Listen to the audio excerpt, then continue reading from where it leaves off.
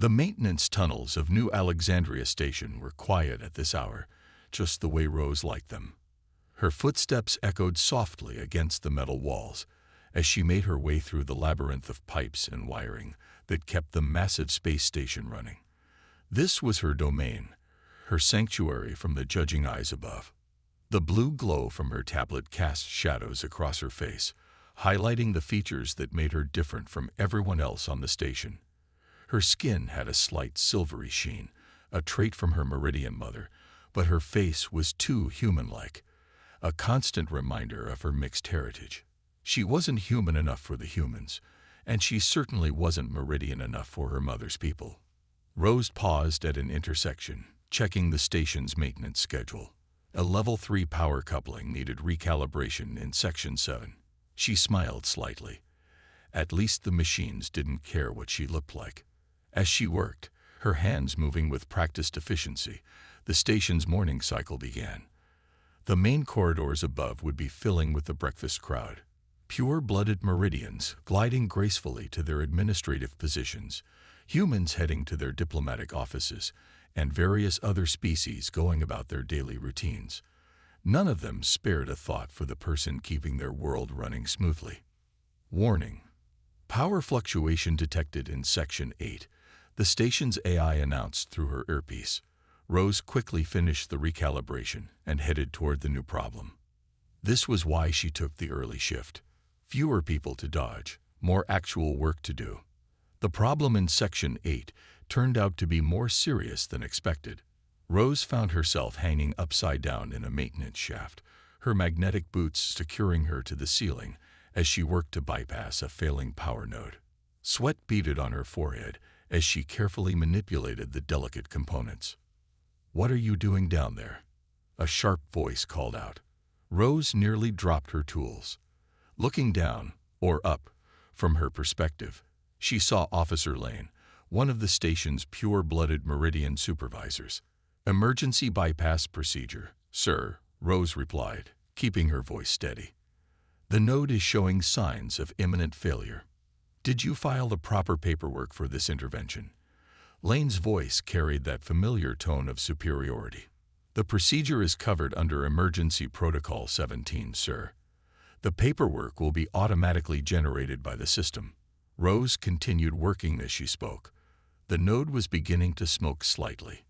"I expect a full report on my desk within the hour," Lane said. "And make sure you clean up properly this time. We can't have the morning crowd seeing any evidence of maintenance work." Rose waited until his footsteps faded before letting out a long breath. The node sparked, but her bypass held. Another crisis averted, another day of being invisible.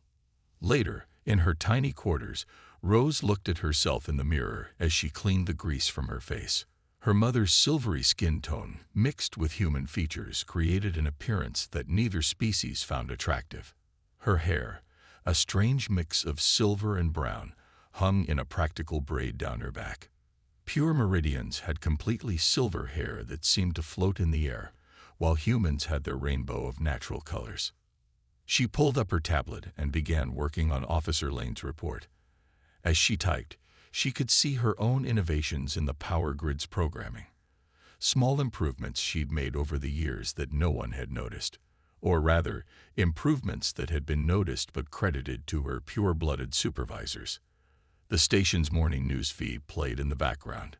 New Alexandria Station continues to be the galaxy's premier example of successful interspecies cooperation. Rose couldn't help but laugh at that. Cooperation meant everyone staying in their assigned place, following the unwritten rules that kept the social hierarchy intact. She finished the report and sent it, knowing Lane would probably take credit for solving the power node crisis. It didn't matter. Tomorrow there would be new problems to solve, new systems to fix. The station needed her, even if no one wanted to admit it. As she prepared for sleep, Rose repeated her usual mantra: "Keep your head down, do your job, stay invisible." It had worked for the past 5 years. It would work for the next 5. Little did she know, tomorrow would change everything. The arrival of the human diplomatic ship changed everything on New Alexandria Station. Rose watched from her favorite maintenance duct as the sleek vessel docked, its hull gleaming under the station's external lights. She wasn't supposed to be there, but the ventilation system near the main docking bay had been acting up, giving her the perfect excuse to watch the historical moment.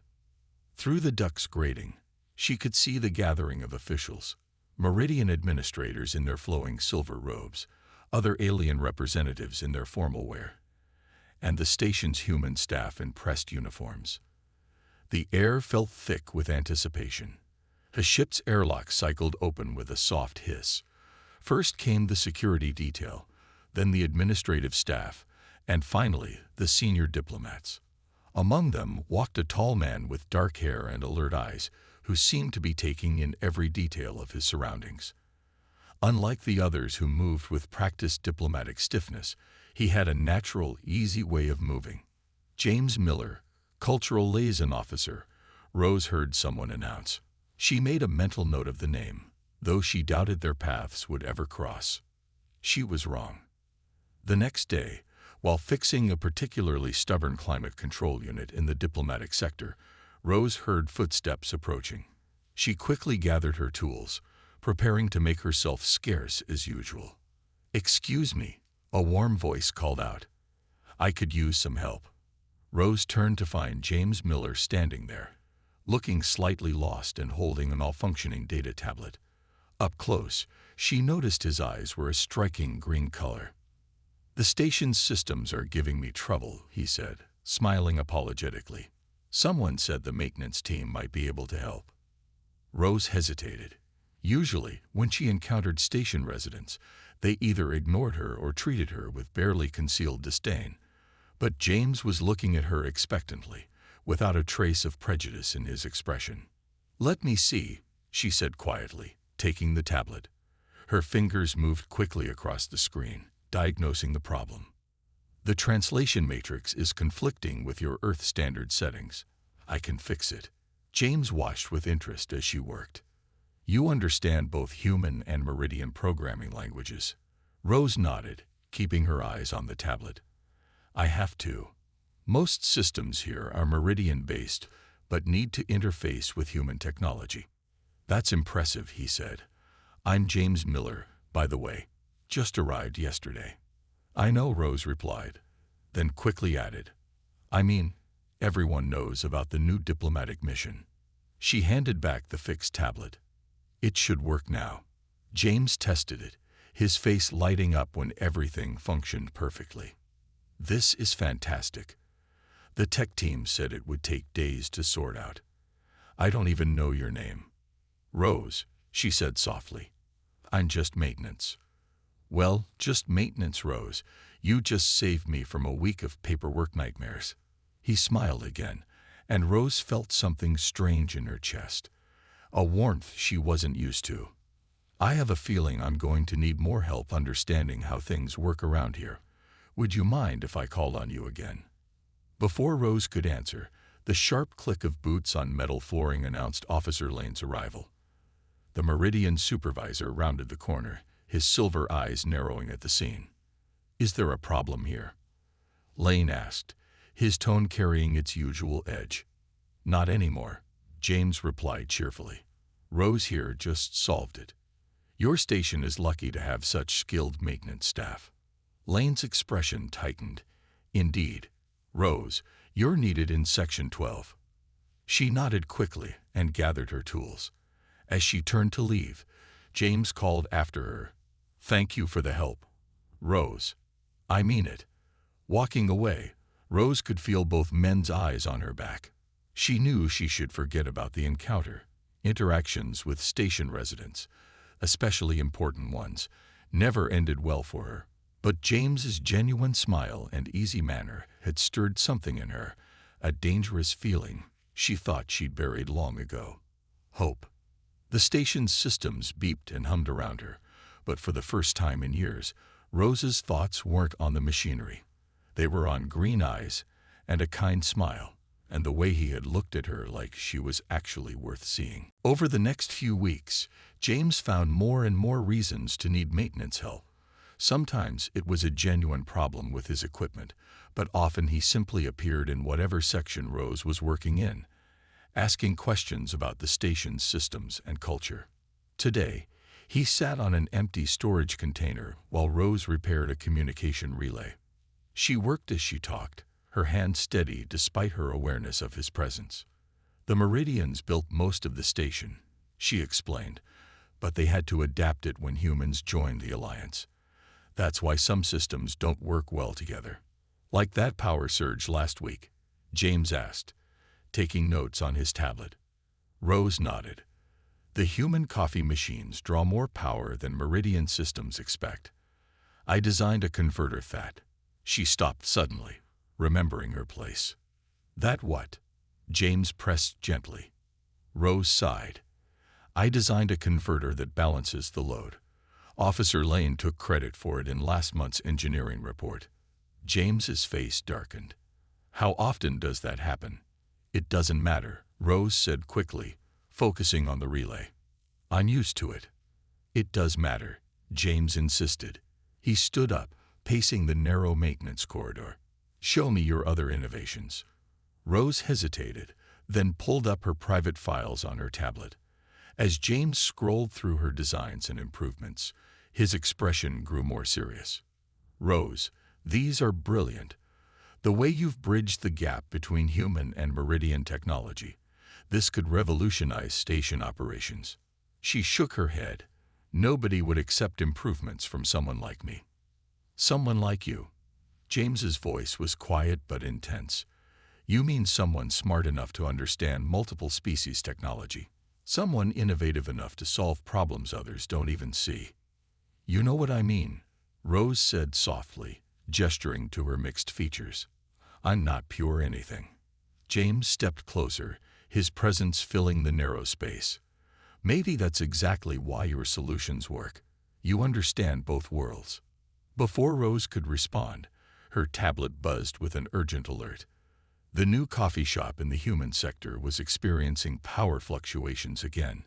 Come with me, she said, gathering her tools. I'll show you how the converter works. They hurried through the maintenance tunnels, James keeping pace easily with Rose's quick steps. At the coffee shop, they found Officer Lane already there, berating the human owner. Your equipment is incompatible with station systems, Lane was saying. We'll have to shut you down. Actually, James spoke up, making everyone turn. There's already a solution in place. He nodded to Rose. Would you explain your converter design? Rose froze as all eyes turned to her. She felt the familiar urge to disappear into the background, but James's encouraging smile gave her strength. The converter uses a modified phase variance too. She began explaining, her voice growing stronger as she detailed her innovation. The human owner listened intently, while Lane's expression grew increasingly sour. That's impossible, Lane interrupted. This design was submitted by the engineering department. Under your name, James said calmly. But we both know who really created it. The tension in the room crackled like a faulty power coupling. Rose held her breath, waiting for the explosion of anger she was sure would come. Instead, the coffee shop owner stepped forward. I don't care who designed it. Can you fix my power problem now? Rose nodded, grateful for the return to practical matters. As she worked, she could hear James and Lane arguing quietly in the corner. She tried not to listen, but words like credit and discrimination drifted over. When she finished, the owner beamed as his machines hummed perfectly. You're welcome here anytime, he told her. Free coffee for the station's best engineer. It was a small victory, but as Rose caught James's proud smile, it felt like the start of something bigger. For the first time, someone had stood up for her, had seen her value beyond her mixed heritage. Later, in her quarters, Rose looked at her reflection again. The same silver-tinted skin and mixed features looked back at her, but somehow they didn't seem like barriers anymore. They were just part of who she was. Someone who could bridge two worlds, someone who might actually have something valuable to offer. And maybe, just maybe, She wasn't as alone as she'd thought. The station alarms blared at 300 hours, jerking Rose awake from her first real sleep in days. Red warning lights pulsed through her small quarters as the station's AI voice rang out. Critical system failure detected in main reactor core. All maintenance personnel report to emergency stations.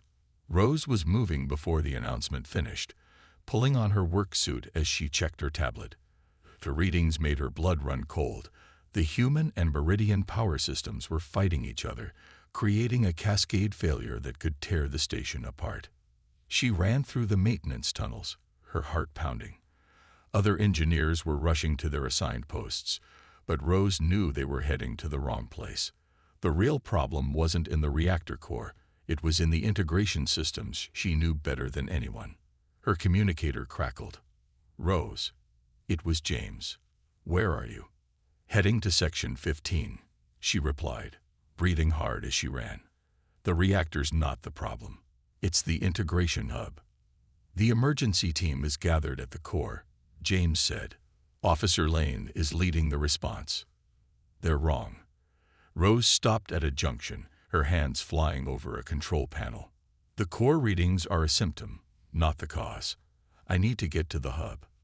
There was a pause, then James's voice came back, tight with urgency. "I'm going to send them your way. Can you explain what's happening?" Rose took a deep breath, then laid out her theory as she continued working her way toward the hub. The human and Meridian systems had fallen out of sync, each trying to compensate for the other in an ever-worsening spiral. Her converter designs could have prevented this if they'd been implemented properly. She reached the hub just as the station shuddered violently. Through the windows, she could see emergency containment fields flickering around the reactor section. They wouldn't hold long. The hub's doors were sealed for emergency containment. Rose override the locks with her maintenance codes, stumbling as another tremor rocked the station. Inside, the integration systems were chaos, panels sparking and alarms screaming. She dove into the work, her hands moving with desperate speed. This was what she was made for. Understanding both systems, seeing how they could work together instead of fighting each other. "Rose." She turned to see James at the door, followed by Officer Lane and several engineers. "Tell us what you need." She didn't have time to be surprised at their presence. "The systems need to be synchronized manually," she called out. "I need simultaneous access to both human and Meridian controls." "Impossible," Lane said. "No one can operate both systems at once." "I can." Rose's voice was firm. "I've been doing it for years. Either trust me now, or we all die in the next 10 minutes. Another violent shudder racked the station. Warning messages flashed across every screen. Reactor containment was failing. James stepped forward. "Do it." Rose positioned herself between the two main control stations, one hand on each interface. This was her heritage made manifest, the ability to bridge two worlds that were tearing themselves apart. Her fingers flew across both panels, making microscopic adjustments. She could feel the systems fighting her, trying to maintain their separate protocols. But she understood them both, knew their rhythms and quirks like old friends. Slowly, painfully, the warnings began to quiet. The station's shuddering eased. On the monitors, the reactor readings began to stabilize as the two systems found their balance. When it was over, Rose stood trembling between the control panels, sweat soaking her work suit. The hub was silent except for the normal hum of machinery. She felt a hand on her shoulder and looked up to see James smiling down at her. Behind him, the engineers were staring with a mix of awe and disbelief. Even Lane seemed shocked into silence. "That," James said quietly, "was the most amazing thing I've ever seen." Rose managed a weak smile. "Just maintenance," she whispered, but this time it was a joke between them. The station's AI voice came back online. Critical system failure resolved. All sections returning to normal operation. Normal, Rose thought, would never be quite the same again. The news spread through New Alexandria Station like a plasma fire. The half-breed maintenance worker and the human diplomat were seen having dinner together in the station's central dining area. Not hiding in maintenance tunnels, not meeting in private, but sitting openly at a table like any other couple. Rose tried to ignore the stares as she sat across from James, her food barely touched. "Everyone's watching us," she whispered. "Let them," James replied, reaching across the table to take her hand. His touch was warm, reassuring. "You saved everyone on this station. They can deal with us having dinner." Since the crisis, things had changed. Rose had been promoted to Senior Systems Integration Specialist, a position created specifically for her unique abilities. But with recognition came scrutiny, and her growing relationship with James had not gone unnoticed. The station's communication panel chimed overhead. "Cultural Liaison Officer Miller, please report to the diplomatic offices immediately." James squeezed her hand before standing. "Probably just another meeting. I'll see you later." Rose nodded, watching him leave. She could feel the weight of disapproving eyes from all around the dining area, humans and aliens alike watching this unprecedented situation unfold. Later that day, Rose was calibrating sensors in the diplomatic sector when she heard raised voices from one of the offices. She recognized James's voice, along with the distinctive tones of the Meridian ambassador. "This is unacceptable," the ambassador was saying. "She is of mixed blood. Your relationship threatens the very foundation of our alliance. Your alliance is based on discrimination." James's voice was sharp. "That's not something Earth will support." "You don't understand our ways," another voice joined in. A human diplomatic officer. "The Meridians have strict protocols about genetic purity. This situation could destabilize years of careful negotiation." "Then maybe those negotiations need destabilizing," James replied. "Rose is brilliant, capable, and caring. The fact that she's treated as less because of her heritage is the real threat to any meaningful alliance." Rose pressed her hand against the wall, her heart pounding. No one had ever defended her like this. The door slid open, and James stormed out, almost running into her. His face softened immediately upon seeing her.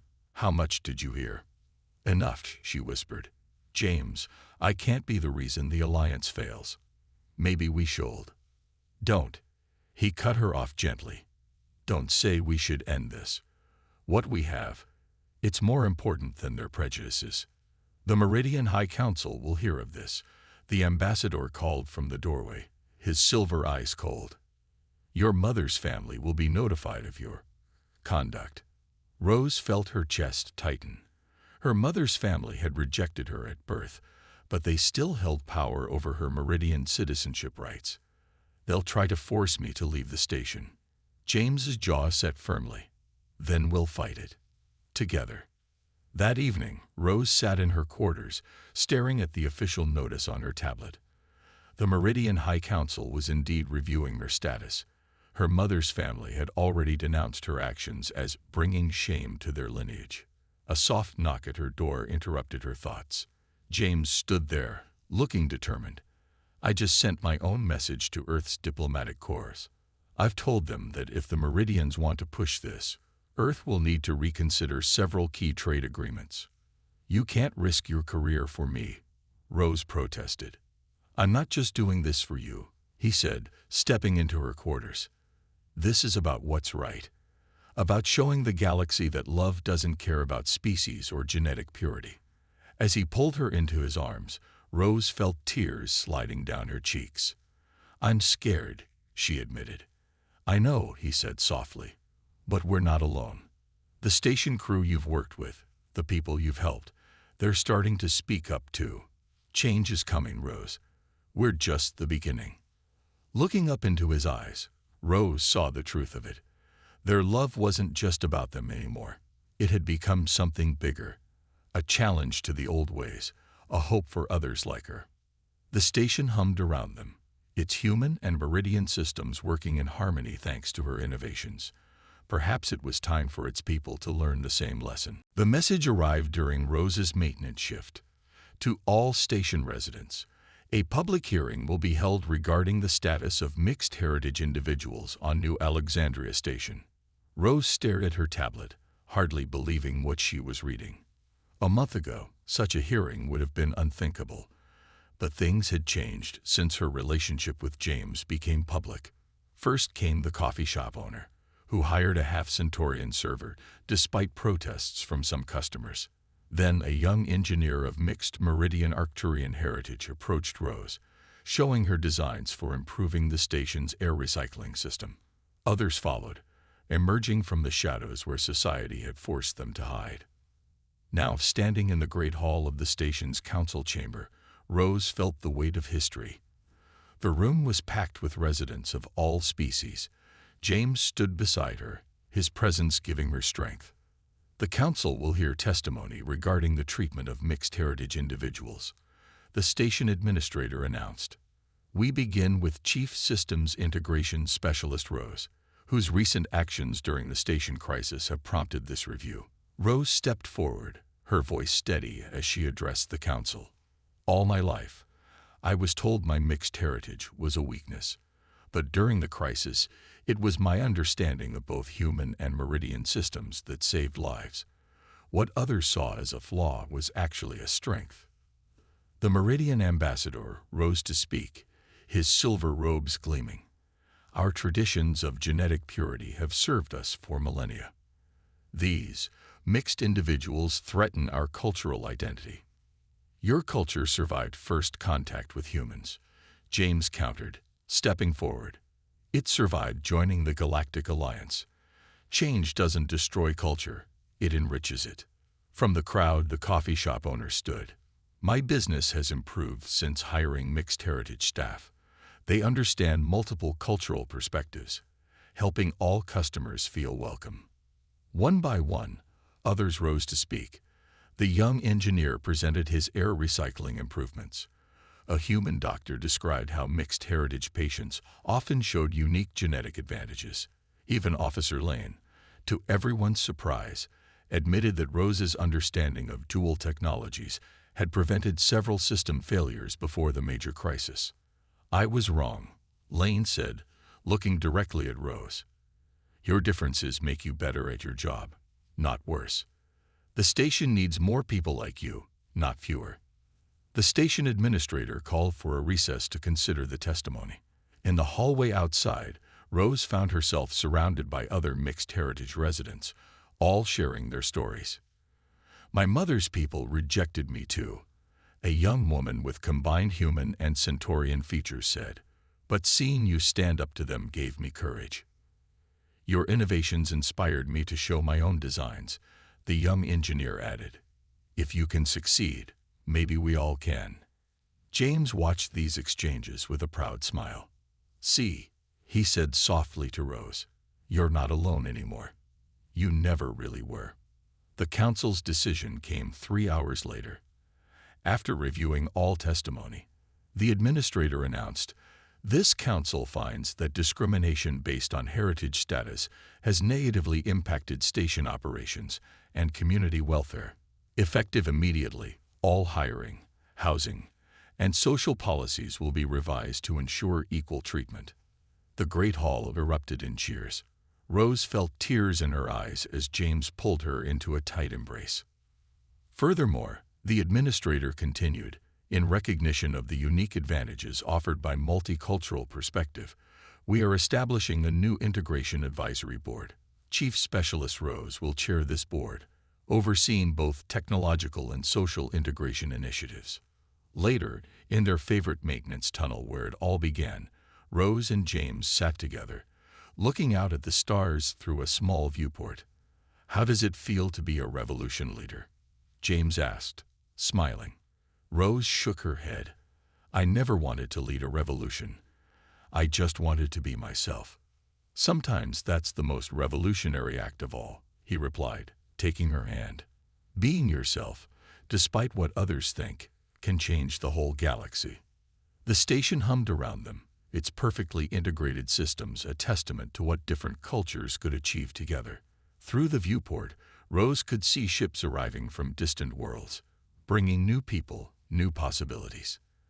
The future, she realized, would be built by those who could bridge different worlds. And for the first time in her life, she was proud to be one of them. 6 months after the Council's historic decision, New Alexandria Station sparkled with decorative lights. The main gathering hall had been transformed for what the station news called the most significant cultural event of the decade, the first official Mixed Heritage Union ceremony between a human and a Meridian. Rose stood in her quarters, looking at her reflection.